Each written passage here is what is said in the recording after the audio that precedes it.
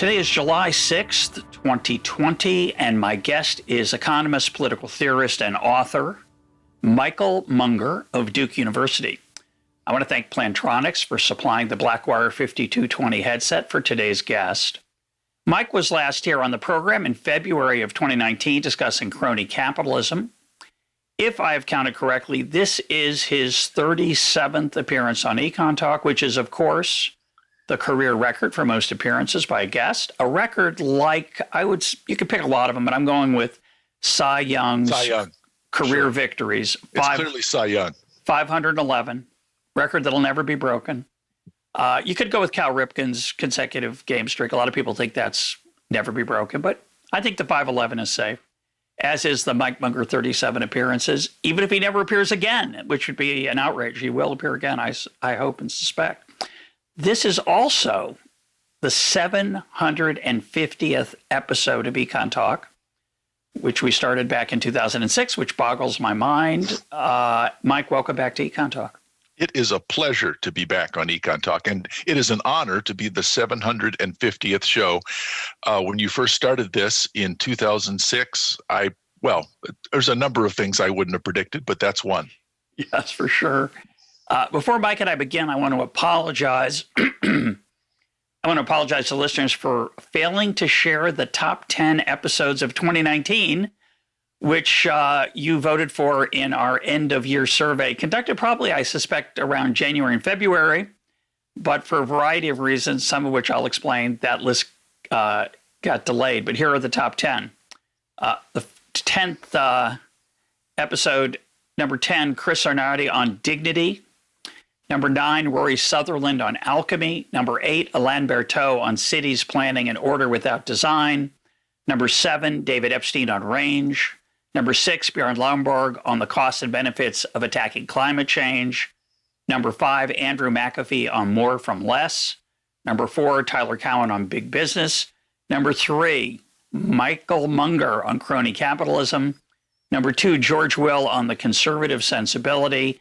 And the number 1 episode, as voted by you, the listeners, for 2019 was Keith Smith on free market healthcare, which 40% of you put in your top 5, which might be a record.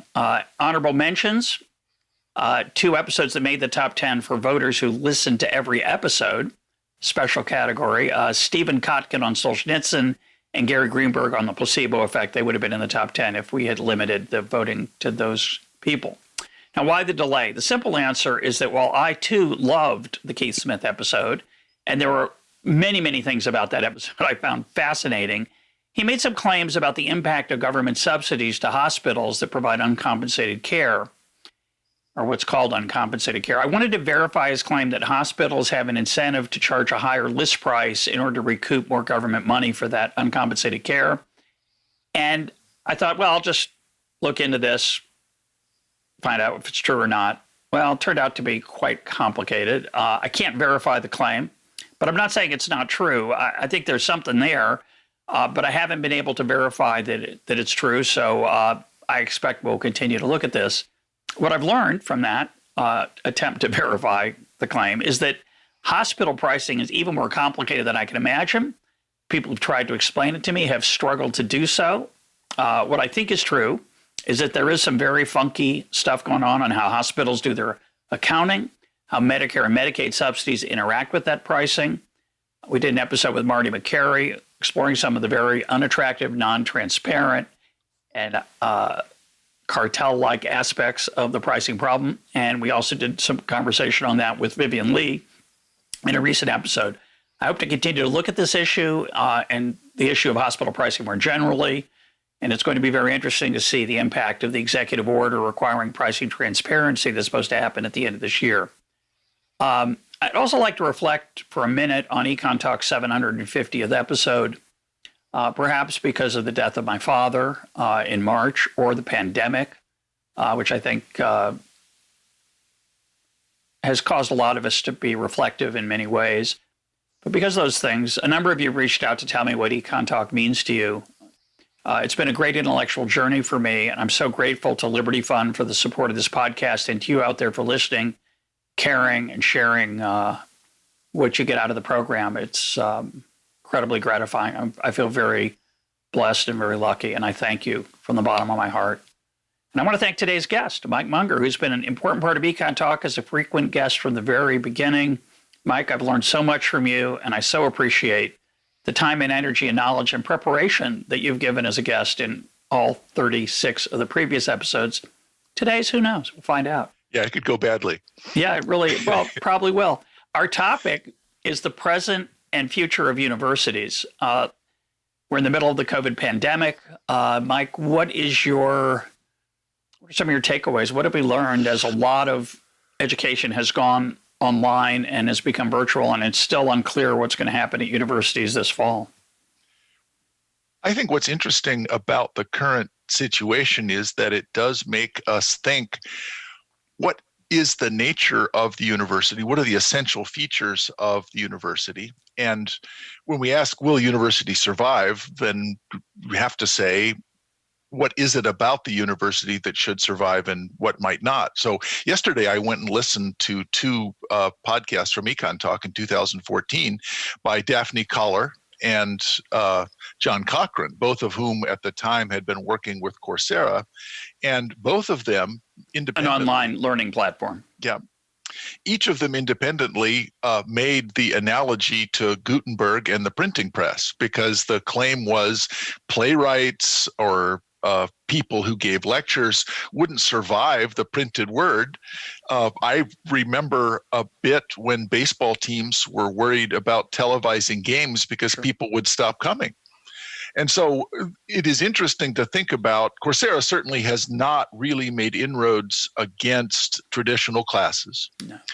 The question is, and the two questions that I wrote a piece for the American Institute of Economic Research, the two things that had kind of motivated me were, first, what is it that is the essential feature of universities? And professors, I have bad news. It's not classes, because it's actually quite true that something like education can be done, I don't know, better, but well and cheaper by online or remote or some sort of recorded training. And the second thing is that may mean that universities are going to shrink in number, and that the way that education is delivered is going to change. But again, listening to those two podcasts in 2014, I was struck by a point that you made, Russ, to both of your guests, and that was the comparison that we often make is a really great professor or a video. And a really great professor in person is better than a video. That's not the relevant comparison for way more than half, maybe 75% of students. The comparison is, maybe I can't get to college at all because it's expensive, or I live in the middle of nowhere. Or if I can, I'm going to a place where the professors are not that motivated and the classes are really large. And so having a video from a really great professor may be better than the alternative. So one of the questions of economics is always compared to what? And so if you're saying, is a video version of a really good course that's well produced and well thought out, is that better than the alternative that person has available to them? We might very well want to leave that up to them. The other thing that I wanted to get out at the beginning was universities have in some ways come a long way and not very far. So universities started really in Italy in the 13th and 14th centuries, and they were focused on humanism. They were an investment to try to make better members of the church, better leaders, and they were explicitly humanistic. Then a little bit in the 18th century, mostly in the 19th century, at the end, we see a shift in Germany, the origin of the modern university, to what they called Wissenschaft.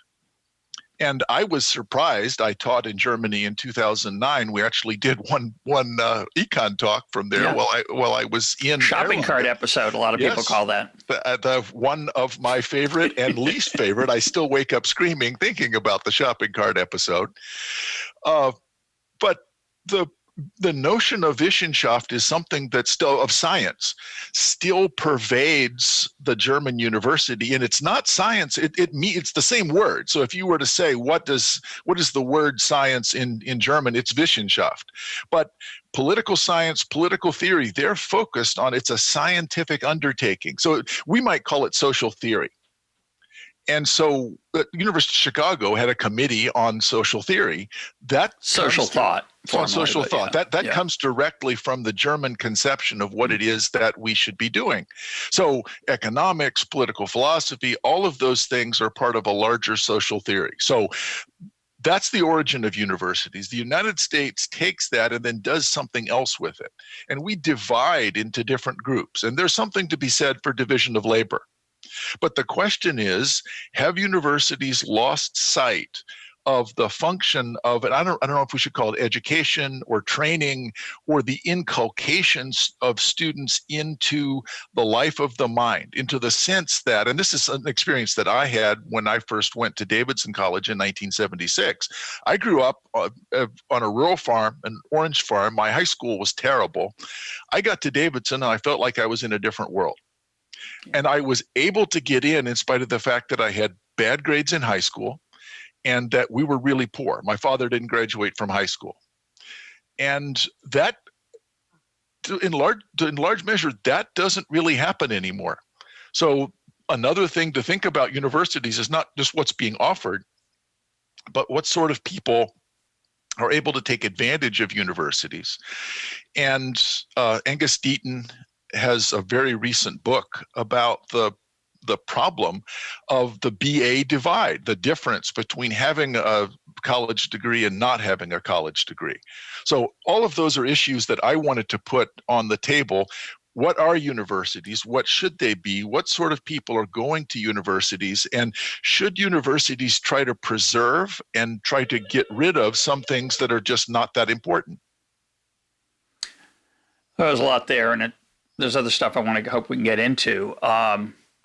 I want to start with a general issue that you allude to, which is, what is the purpose of the university educationally? It could have more than one purpose, obviously. That humanistic ideal of, I like to think of it as teaching people how to think, right? And you do that through conversation, lecture, Socratic dialogue, writing, a lot of different aspects of helping people absorb and process and learn to connect things they've learned to other things. It's all the process of education writ large, what I would call learning how to think. That's a very broad, general goal. It's a little bit romanticized in my mind, to be honest. There's a second goal, which I think has become was more common a few years ago in American universities, which was to prepare people for the job market. And of course, learning how to think is related to being prepared for the job market, but it's a lot of times becomes subsidiary to what we would call training, what you alluded to training. It would be a degree in business. You learn about what accounting is. Accounting helps you think a little bit too, by the way, but it's not its main purpose. It's to help you acquire a formal skill. It could be computer science, it could be engineering, that you're going to then apply in the labor market. And it involves something that ideally we would call mastery. So a great university, in the first example, would be a place where you are exposed to extraordinary ideas and you learn how to think. The second would be you're exposed to a set of tools that you acquire and demonstrate mastery of and are certified, and that helps you get a job. The third aspect of education, I called in a recent aspect, I'm talking about American university, college life, I called in a recent episode with Agnes Callard, finishing school. It's a set of years where you explore your identity, what's important to you, what you care about, what you're interested in. Agnes corrected me and said, well, it's more like starting school, not finishing school. But that's really my first example of quote, learning how to think or being exposed to great ideas. And I think those three models are in varying degrees available on the landscape of American universities. The first one's really only available formally at a handful of places, St. John's College being the most prominent, where you read the great books, the great ideas in concert with other people, core curriculum, in concert with your peers. The second one, the mastery of skills, is for a small group of people on an American campus, unfortunately, in my view, or not, but it is a small group who acquire mastery of a set of tools. I would say in America today, it's that third aspect of education, the finishing school, exploring, figuring out thing, that is increasingly important to the people who come to college. And I say that all in response to your point, because what we've learned in the last few months in the middle of the pandemic is that you can deliver some of that virtually pretty well, and some of it you can't deliver at all. And so how does that, and footnote, you made the nice observation that people still want to go to a baseball game rather than watch it on TV. Watching on TV is cheap, close to free, out of pocket. Attending in person is not cheap. Attending college in person, very not cheap. So what we're going to be talking about over the course of this hour, I hope, is the potential for unbundling some of the things that people are getting in the university. And you're skeptical about that potential. I want to push back a little bit, try some other things. But why don't you react to those three, that classification? Well, I was really struck by you calling it finishing school in reaction to Professor Callard's, because I often think of it exactly that way. And the joke is that you have to continue to go to college until you learn how to not be a jerk. And I'm still in college. I've been at university since 1976. So some people, an undergraduate degree might be enough. Some have to go to graduate school. But so it literally finishing school in the sense that there's a degree of polish and self-presentation. And obviously adulthood. There's some kind of level of maturity and responsibility. And I don't know that universities teach that, but it might be something you go to universities to acquire, which is a different thing. And so I think that it is interesting to talk about unbundling. But the thesis of my essay is precisely that the reduced transactions cost of the bundle are the reasons why some bricks and mortar universities will survive, although I think most will not. And so the fact that we observe in New York City, in an area of a few blocks, you don't have to walk very far to go from a movie theater to live performances on Broadway. And I probably won't do both of those in the same day, but I might do both of them in the same week. For sure. So those two things exist side by side in equilibrium. The problem with universities is that it's hard to do it a la carte. So not just unbundling, but I can't say, well, I'm going to go to a university and take just one class. And that may change, that universities may offer the bundle more a la carte, where I can get this experience of being at the university and participating in a number of these things. So the problem of finishing school is that it is exclusive. But the benefit of the finishing school is that it's exclusive. One of the reasons people are willing to pay for it, and this is Brian Kaplan's thesis about signaling. I think Brian is a little skeptical about the value of the signaling because he's saying, classes are not that great. Well, that's right, but there's other aspects to the finishing school that are in addition to classes. In some ways, classes are the easiest thing to replicate. And this, again, is bad news for professors. Starting in March, when I had to do all of my classes remotely, it happened that I had some things that I was already able to do. I've always used videos. I had a lot of video equipment. I could edit videos. So this wasn't very hard for me. For many of my colleagues, they had absolutely no idea how even to get started. Yeah. And their classes mostly were, they would say, well, do a group assignment and turn it in at the end of the semester, and I'll meet you for office hours. Unsurprisingly, some people, I don't mean to single out Duke, but some students said, I'd like a refund of tuition, please, because I am not on campus. I don't have access to the other students, and this is not the class that I signed up for. It's a reasonable point. Well, even if you can say we can't give a refund because in the spring we weren't planning for this, the question is what's going to happen in the fall? Right. And the longer term question is, are people going to continue to what in effect has become close to a rent seeking contest where they're willing, some in many cases eager, as we saw with the recent scandals, people are willing to pay far more than it costs just in terms of tuition. And the tuitions are outrageous. Yeah. The tuitions are gigantic, 60, 70, That wasn't high enough for you? Yeah. Yes, well, there are people willing to pay 3 times that. So there's something about the bricks and mortar university, which at least until recently was worth 3 times the already very high. So in terms of consumer surplus, universities are producing something, or a lot of parents think they are. Yeah, I want to talk about this issue though of in-person versus virtual substitutes. Now, it's funny you mentioned Broadway. The third variant, you say people go to a movie. They'll also go to Broadway, which is a live thing. They'll also go home and watch a movie on Netflix or a piece of a movie or film clips on YouTube. So that we've got this whole menu right now of visual entertainment. We actually watched Hamilton last night. Yeah. On Disney Plus, and I know you went in person. Yeah, I've seen it twice, and I haven't seen it yet on Disney Plus. But that your point about movies versus face-to-face Broadway, obviously, I thought about Hamilton immediately while you were talking about it. You could argue it's better in video, especially when it's filmed to be put on video, as they did for this performance. And a lot of times your seat might be not as good as the one that the camera can give you. But I want to make a case for face-to-face now and get your reaction. So I made the point before that most filmed versions of musicals are not very good relative to live. Something happens live that's different.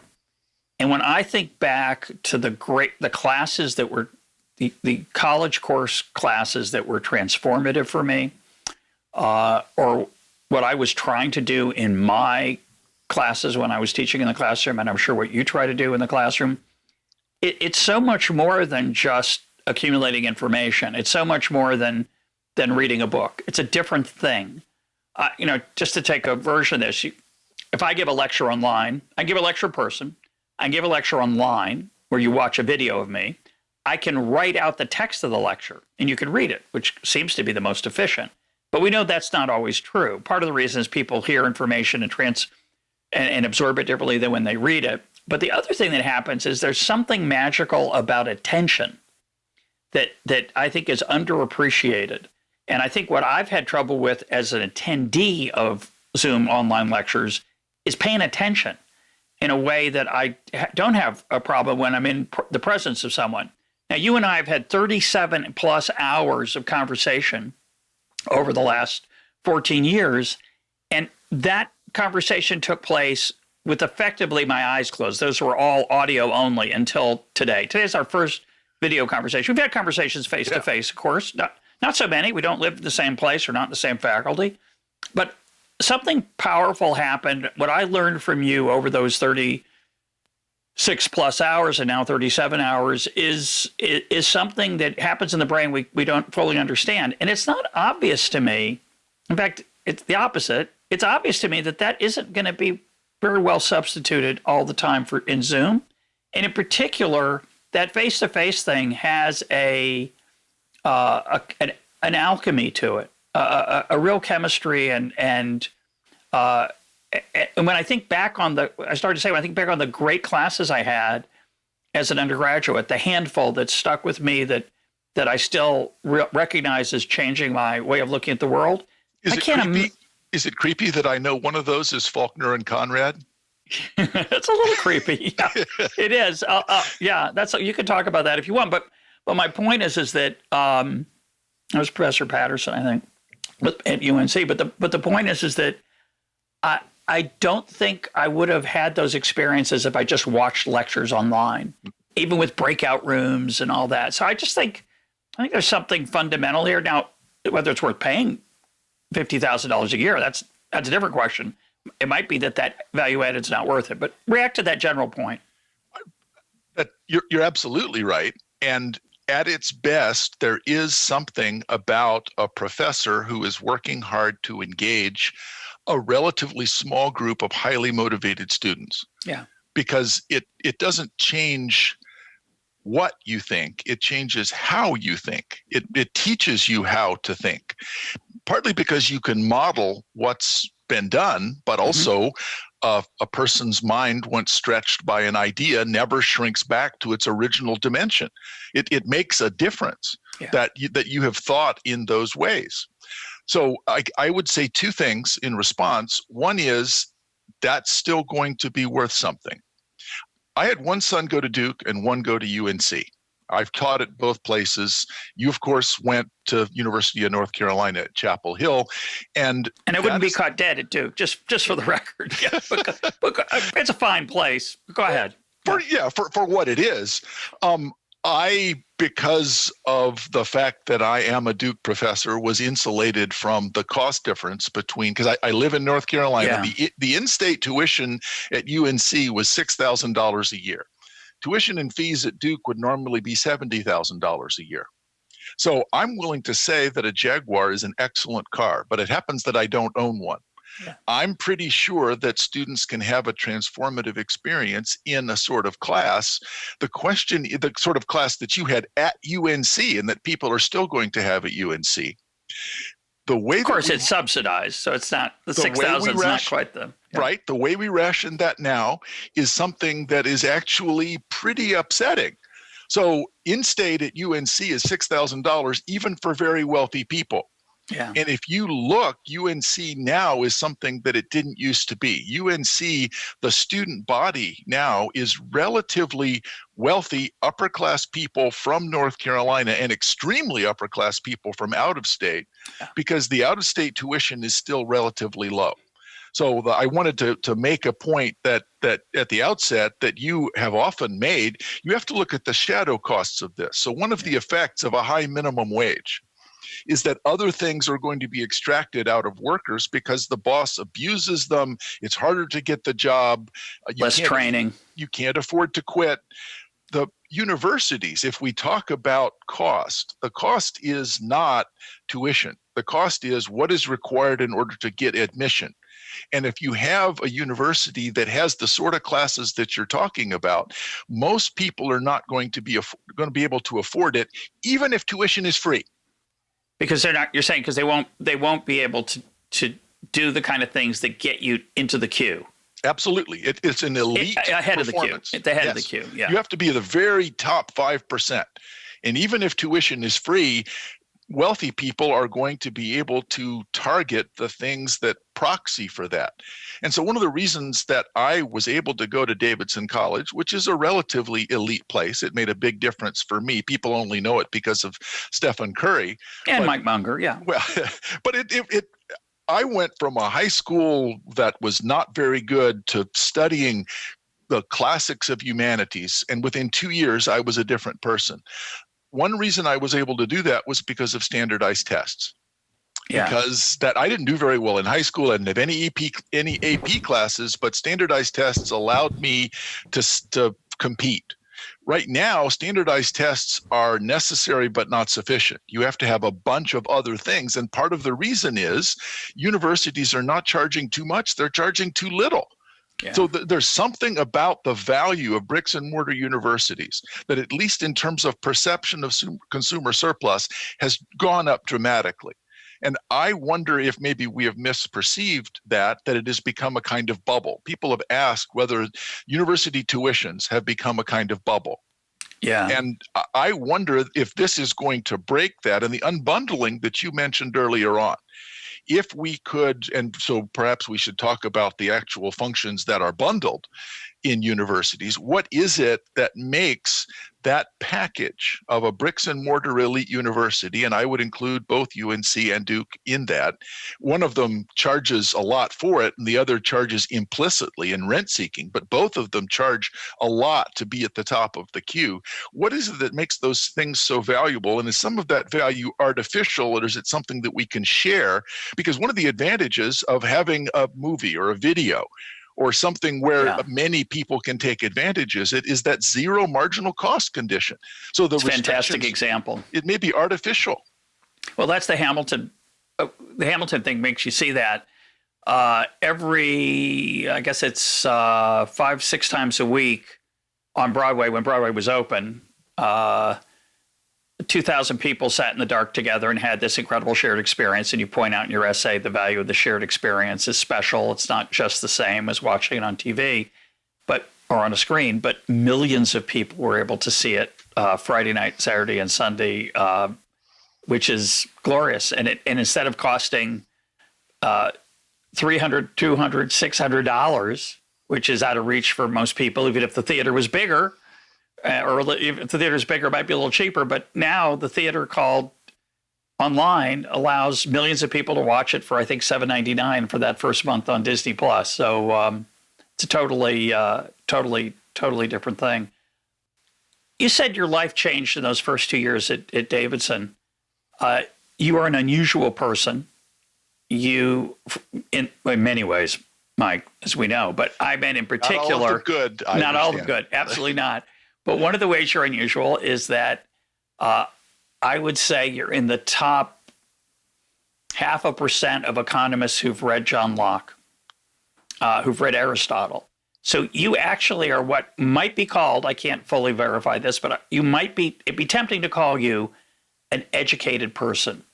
And some of that presumably came from Davidson, where you said that those 2 years reading classics, I've become increasingly interested in the power of very old books that have stood the test of time and that people still talk about. No, that's not in fashion anymore. Forget the political aspects of who wrote those books, but just in general, it's like, why would you waste your time reading all those old people who they're not that's all been superseded. Why would you read those things?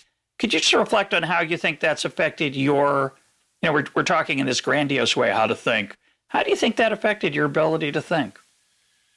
Well, I also majored in math. And so it made a big difference that I was able both to work in math and on classics, and being at a place like Davidson with such small classes, and frankly with professors, because I wasn't very good at math, with professors who took some responsibility for making sure that I didn't fail and got me up to the point where I actually could accomplish something, that made a big difference. And that sort of handholding is not something you're going to get if you take the first calculus class, even at UNC or Michigan. No. 300 people if you're lucky. And not all of them are going to go to the next course. And so they've got to get rid of a whole bunch of those. And so the fact that I was able to have professors that took responsibility, that perceived my failure as their failure, rather than just being, we keep track of who's good enough and who is not. It wasn't just certification. This was an attempt to educate. But yes, it's true that I'm interested in studying the classics, and I think that even in economics we can do that. But I should point out that I never successfully got a job at an economics department. So in many ways, I'm a failed economist. I tried for a long time to get a job at an economics department. My first tenure track job was at the University of Texas in political science.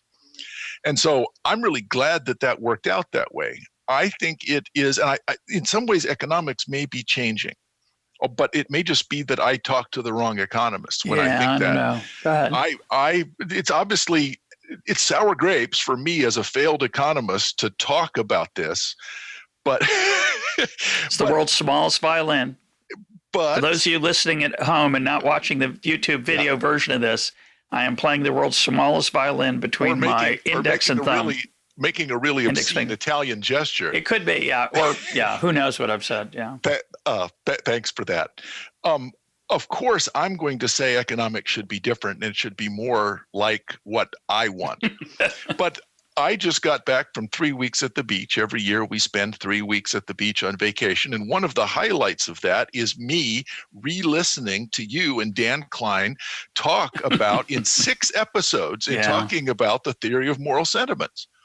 And Dan makes a really great point there, that there was an article a few years ago in one of the AER journals saying, isn't it interesting that Adam Smith discovered all this stuff about behavioral economics And Dan says, yes, it's interesting. We made a start and then we switched off into doing something else. Let's get back on the main road.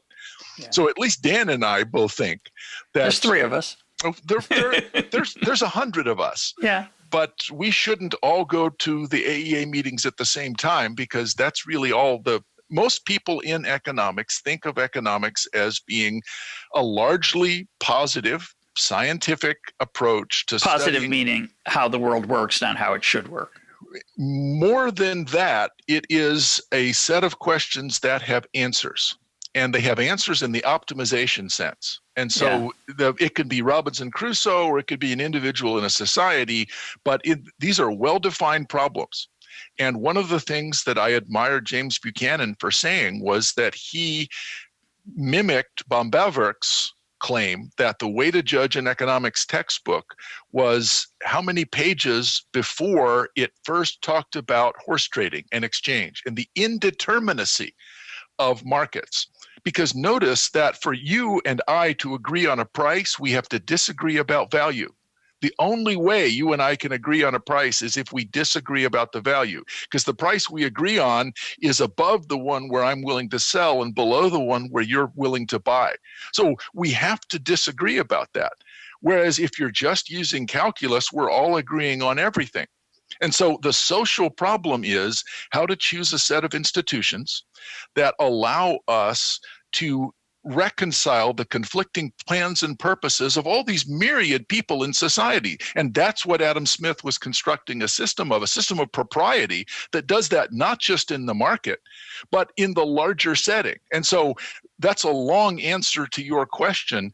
I'm interested in social systems that reconcile the conflicting plans and purposes. And I want to say, as a classical liberal, we have to start from the point where all these conflicting plans and purposes, because I'm a subjectivist, they're allowed to have those. We can't solve it by saying, well, no, you all have to want the same thing.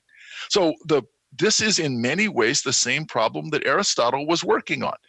We have systems of institutions. And so the reason why I'm interested in institutions and constitutions and why I was drawn to public choice is precisely that discovery of the importance of these timeless questions. So I have heard people say, because in the PPE program that I direct, and I would politics, say philosophy, politics, and economics. Yeah.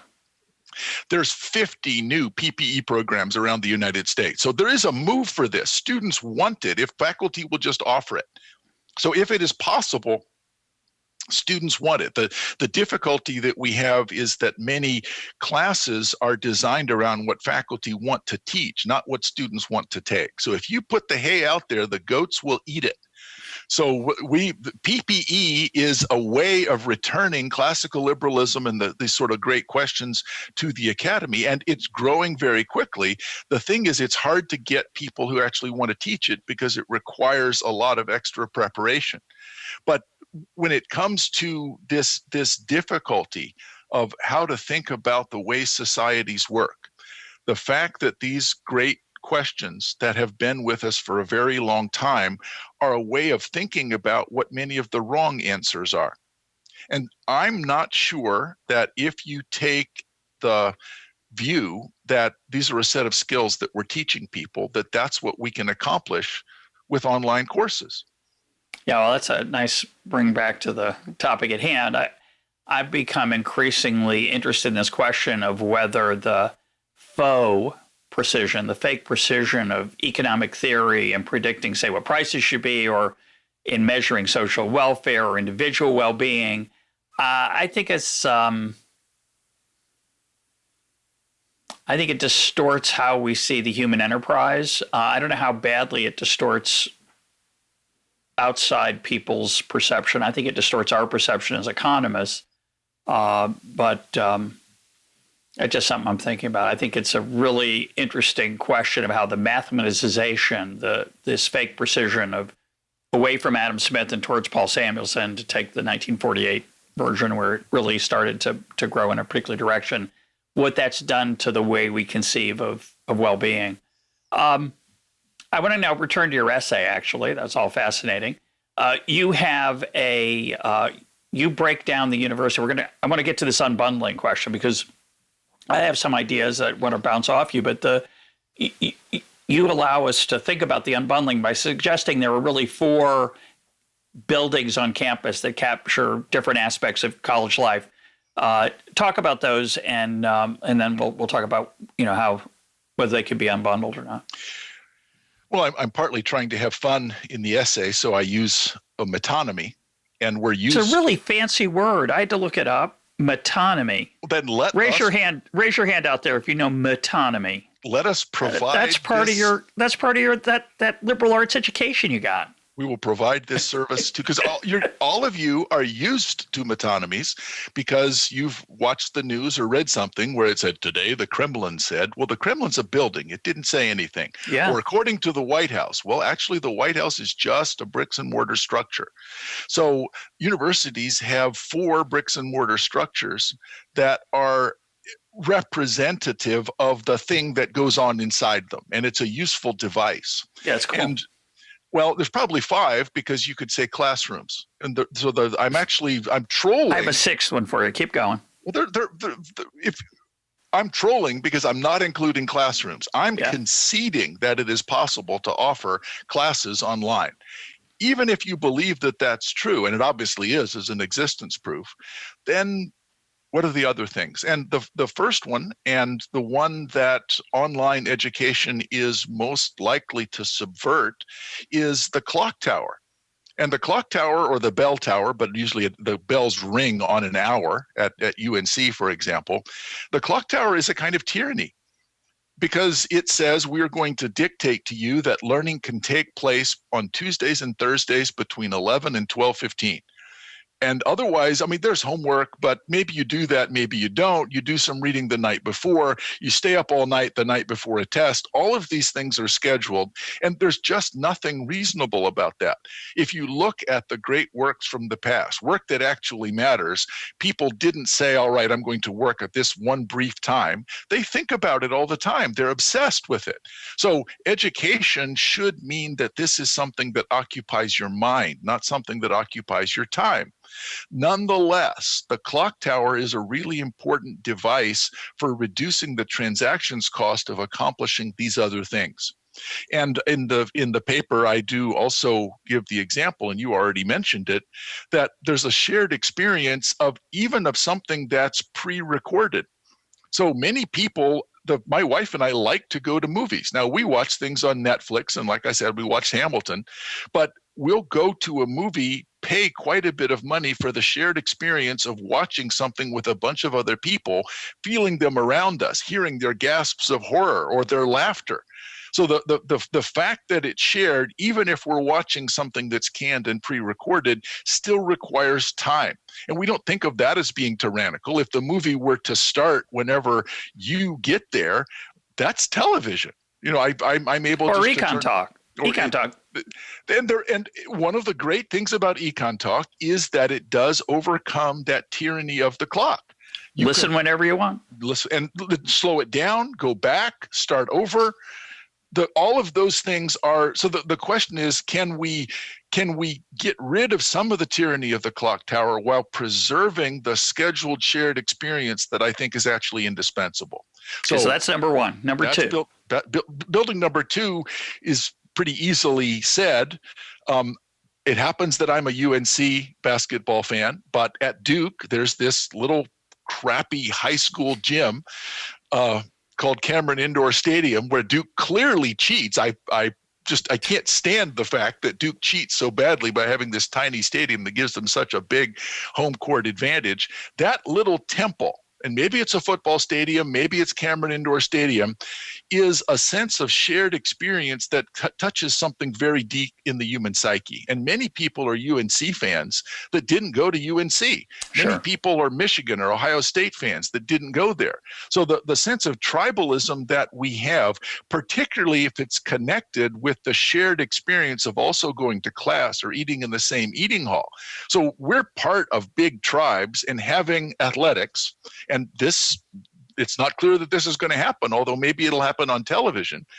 But the big 100,000 people that are watching an Ohio State game, that may change. But one of the things that universities offer is the the sports stadium, where we're able to serve people's sense of tribalism.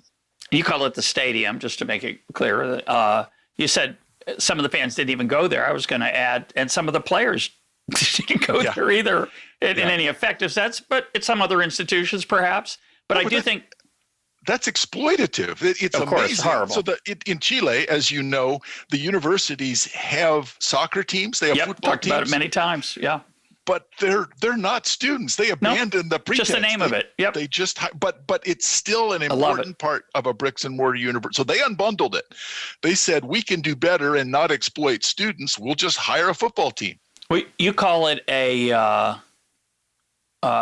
tribalism. I think of it as something of a shrine. You can think of it as a cathedral, really, as a place for that shared, transcendent feeling that, my sports team that I'm enjoying in the presence of 100,000 other people is a special experience.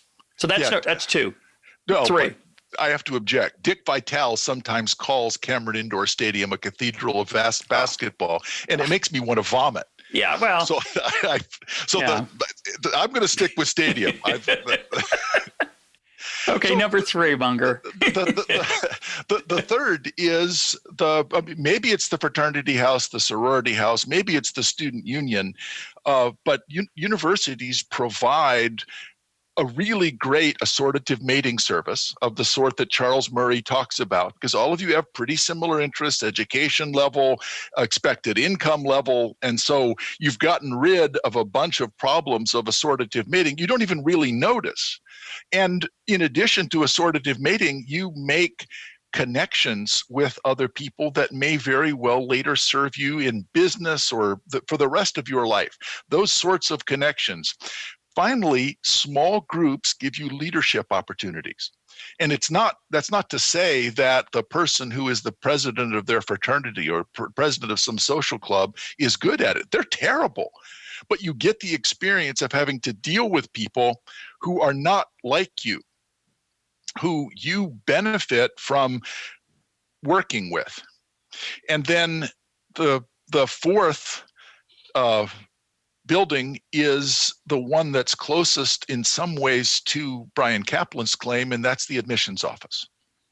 So the admissions office, it is useful to have a signal that someone else went to great lengths to investigate in a very difficult rent-seeking process and you want. So if all I know is that you were admitted to Harvard, then it might be that you made baskets, you wove baskets for 4 years, but you got admitted to Harvard, you must have something special. And so as a result, the admissions office is giving this AAA certification that you're better than other people along the dimensions that we use to decide these things. Yeah, the difficulty is that you can game those things, and unsurprisingly, as the thing has become more valuable, the ability of wealthy people to game them has increased, and the disparities have gotten larger. The BA gap has gotten larger, and the wealthier people are going to get wealthier because it's hard to imagine a system based essentially on power is going to protect the weak. Yeah, I don't, the problem I've always had with I'm more sympathetic to the signaling argument today than I was 40, 30, 20 years ago. But the problem is it's a very expensive signal, and you alluded to that earlier. You'd think we could develop a better, you said it proves that someone has been able to do X, Y, Z. Well, X, Y, Z is take standardized tests, do extracurricular activities, pretend to volunteer to help the poor in this poor country, whatever it is, or look like they care, be the nth vice president of the chess club, so they can put vice president of the chess club on their resume. So a lot of those things are empty or just pure signals. You'd think there'd be some ways that would be cheaper, easier, maybe. I know part of the value of signaling is that they're hard, but a lot of what they're measuring is zeal rather than, or your parents' zeal. But let's put that to the side. You can react to that if you want, but I want to talk about the unbundling thing. You'd think this would be a time, especially in the aftermath of the pandemic, when a lot of people are wondering about whether the tuition's worth it, where people could offer some institutional alternatives to university life that would capture some of these. Not all of them. I agree that it's hard to do it a la carte. That's really the point of your essay, is if you say, well, I want to take one of these and create a substitute. To create four is quite difficult. But again, the current bundled option is very expensive. There's a lot of social pressure. Like, I thought about my kids not going to college because I think a lot of the measured benefits of college are because two different types of people go. And so it's not obvious to me that if you don't go, you're not going to do well. I think you could do very well in life, having some other experiences. But the uncertainty about that and the social pressure to just do the normal thing that everybody else is doing, it's quite high. And I see this moment as a chance to reduce those costs and maybe create some options that are more attractive that could do other things. So first explain why you think the unbundling is not going to happen. And then maybe we'll talk about why maybe it will anyway. There was, you did an EconTalk not long ago in which the guest made a distinction that I thought was really interesting. Part of it depends on the primary mode of production. If the primary mode of production is knowing how to do things helps you, then it's as if you're producing forklifts. And so knowing how to use a forklift means that as many people as we can train to make a forklift, that produces value. But there are some circumstances where what's valuable is what you can produce over a microphone.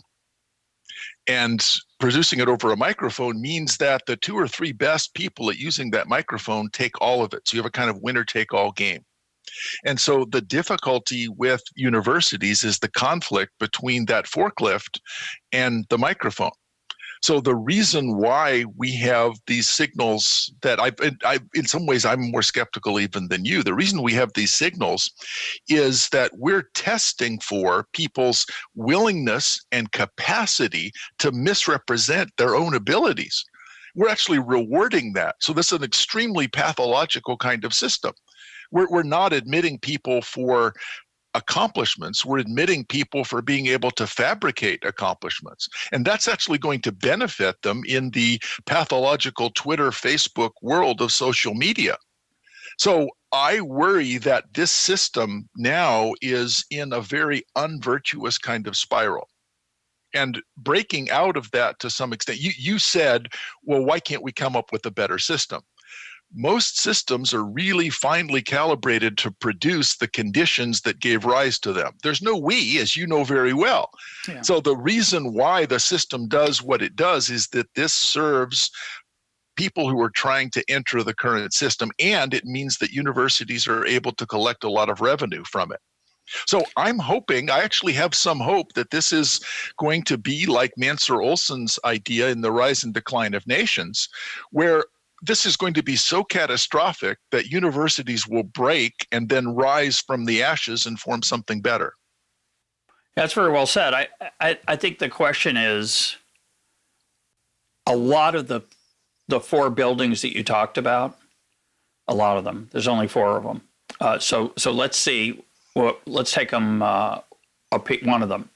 Let's take you call it the student union, but I was going to call it the fraternity or the sorority, but sure. You beat me to it. Well, it was suggested to me that I not call it that. So I was trying to be more general. I get it. We'll call it social life on campus. There are other things we could call it that would be less attractive, but let's call it social life on campus. This would include partying.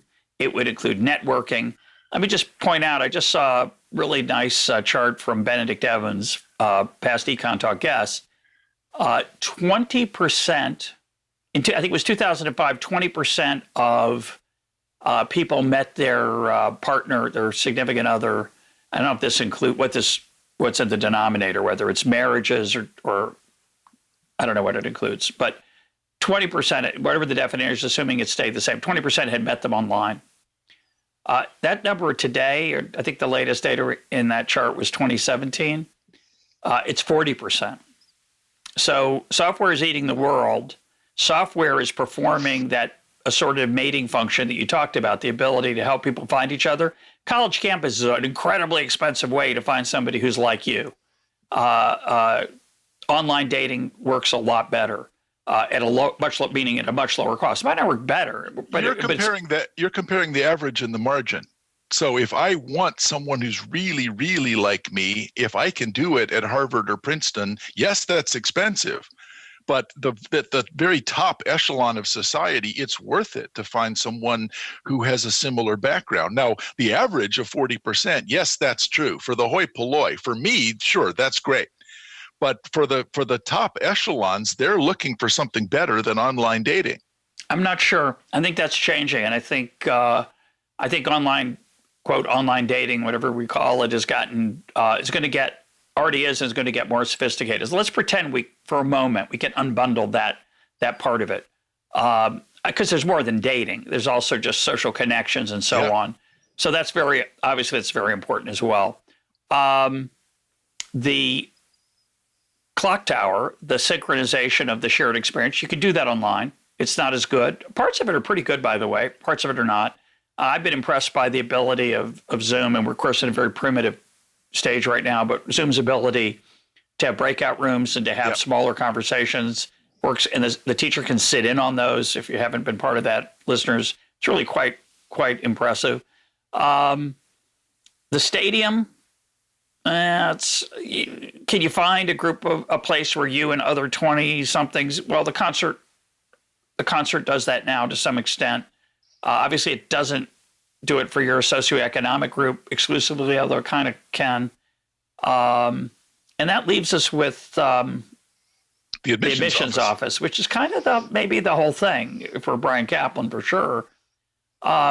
So if we back off from this way of thinking about it one at a time and say, well, I'm going to create a different thing. We're going to call it, give me a name. You'll tell me the name. Here's what this experience is. You're 18 years old. You're not coming to a campus. You're going to move to a city. You're going to move to New York, move to Chicago, move to LA, move to New Orleans, move to Charlotte, Atlanta, wherever. And you're going to have a job. In that job, we'll help you find it, by the way, because we're going to be selective about who gets to be in our, quote, college, alternative college. We're going to help you find that job. And it might go 9 to 1, 8 to 12. And in the afternoon, you're going to do online learning. And at night, you're going to attend Hamilton Live. You're going to go to the symphony. You're going to go to the beach with 18 to 20, maybe 30 of your buddies for the student union. There's going to be no campus. So we're going to save all that cost. The actual classes are going to be cheap because they're going to be delivered by the best online professors. Isn't this a moment where that model could thrive? Isn't this an entrepreneurial opportunity? Not for me, maybe not for you, but for someone out there listening, to create a signaling, rent-seeking, assortative mating experience where the classroom is part of it, but it's not. We don't pretend it's the central part, because it's not the central part anymore anyway. In talking to John Cochran in 2014, you actually raised a question where you said there seems like an entrepreneur, you almost verbatim the question you just asked, except not going to places, but don't we expect some entrepreneur to create a degree program where you have these really excellent lecturers and there's someone in the room to curate the discussion.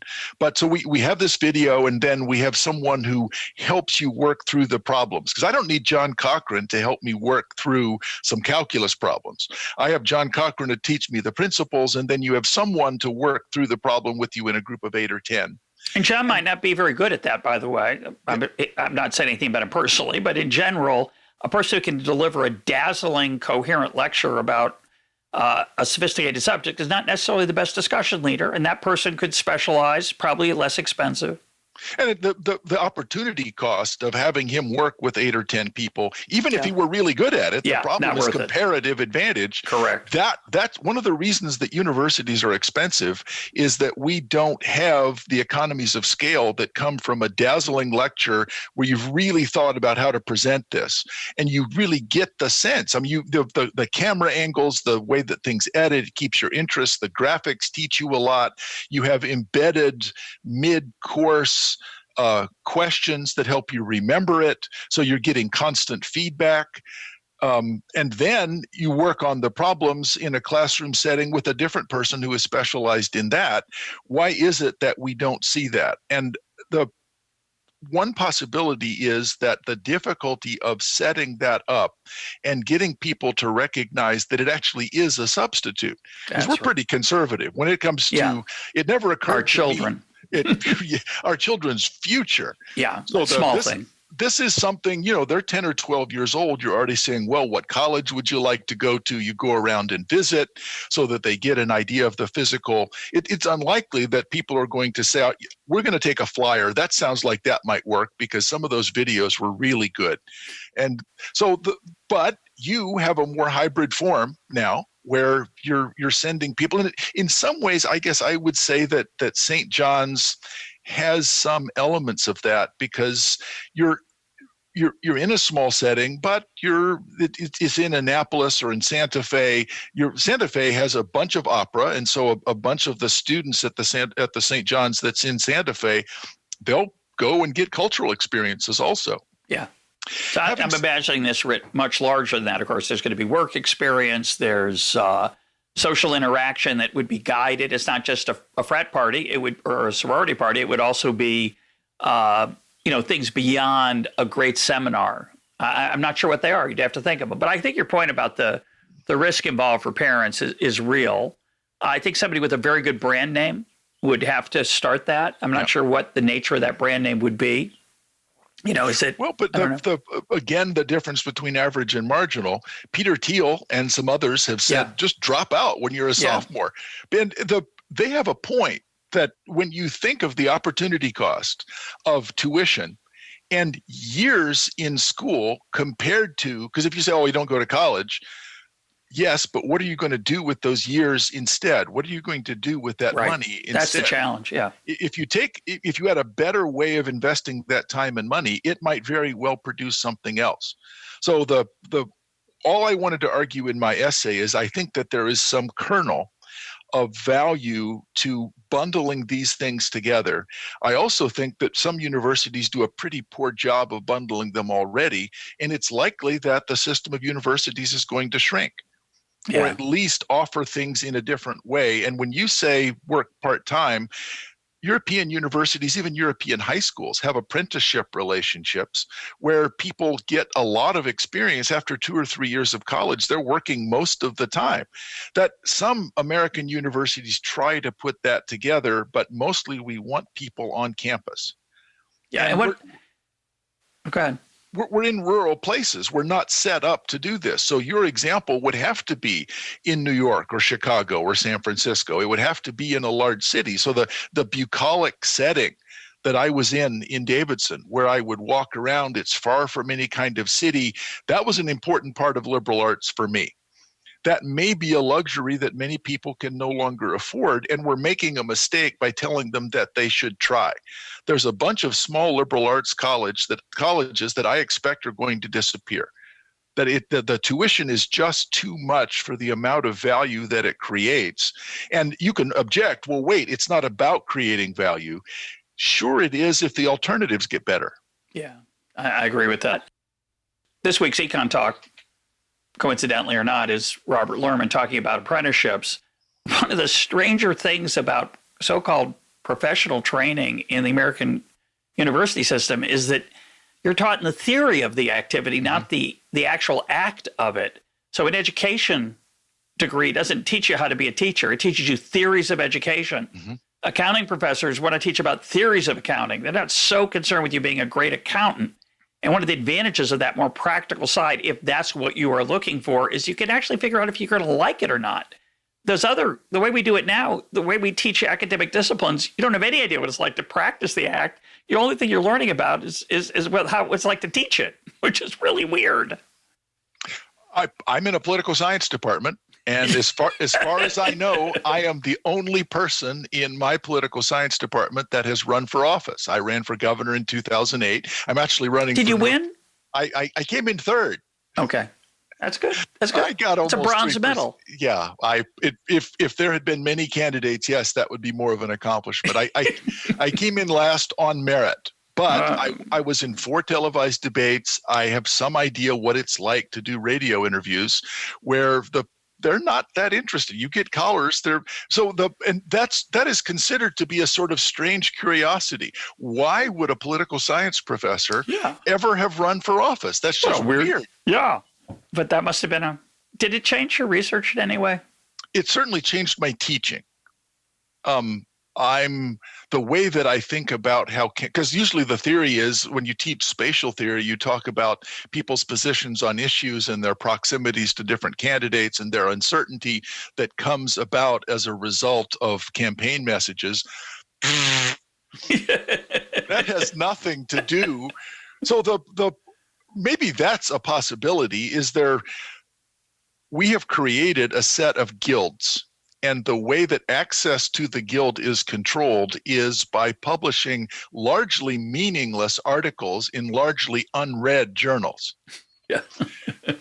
And that is a way, it's true, of showing commitment because there's no other self-interested reason to do this. This is really boring. You are capable of hard work and compliance in a completely pointless exercise, which reminds me actually of the origins of the civil service in China. The civil service exam in 1500 BC in China was to be able to reproduce from memory in beautiful calligraphy classical Chinese poems, which had nothing to do with the job. But since you were going to be far from the emperor, that meant that you were compliant and willing to do a pointless task at great length.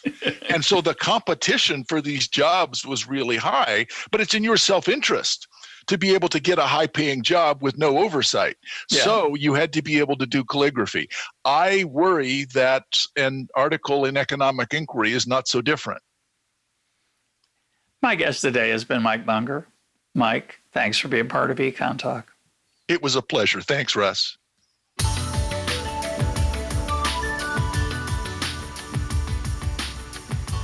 This is EconTalk, part of the Library of Economics and Liberty. For more EconTalk, go to econtalk.org, where you can also comment on today's podcast and find links and readings related to today's conversation. The sound engineer for EconTalk is Rich Goyette. I'm your host, Russ Roberts. Thanks for listening. Talk to you on Monday.